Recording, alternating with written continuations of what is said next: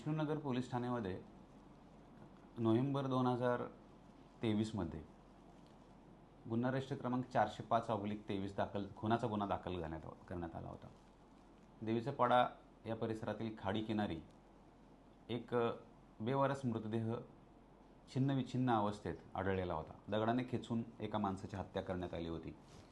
त्यानंतर वरिष्ठांनी दिलेल्या आदेशानुसार पोलीस पथकं नेमून त्यावेळी 4 पोलीस पथकं नेमण्यात आली होती आणि सर्वप्रथम तो मृतक कोण आहे याची शहानिशा करण्यात आली होती. त्यावेळी सोमनाथ बाबू शिंदे हा मयत इसम असल्याची माहिती मिळाली होती.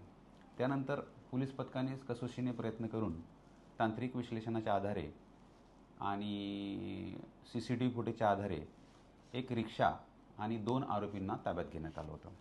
त्या आरोपींची नावं विलन विष्णू टावरे आणि योगेश तिम्माप्पा डोंगरे अशी होती. त्या 2 आरोपींकडे केलेल्या चौकशीत ह्यातला मुख्य आरोपी हा दीपक साहेबराव करकडे असल्याची माहिती मिळाली होती. तेव्हापासून हा दीपक करकडे हा पसार झालेला होता.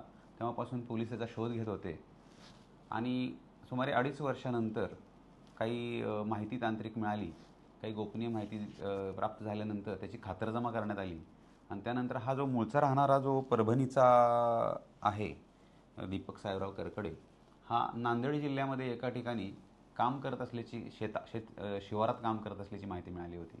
त्यानंतर आम्ही आमचे जे पोलीस पथक आहे API लोखंडे, ASI जमादार आणि हवालदार भोसले यांना तिकडे पाठवण्यात आलं होतं आणि त्यांनी ग्रामीण परिसरामध्ये कोणत्याही साध्या वेशात जाऊन शेतकऱ्याच्या संदर्भातल्या असे ग्रामीण भागातल्या वेशात जाऊन तिकडे त्या ठिकाणी काम करत असले कडियाचं काम करत असलेल्या त्या आरोपीला ताब्यात घेण्यात आलेला आहे आणि त्यामुळे ही महत्त्वाची कामगिरी.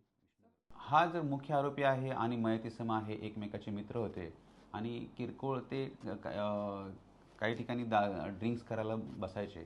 त्या किरकोळ वादातून झाली होती हत्या असं सध्या आहे.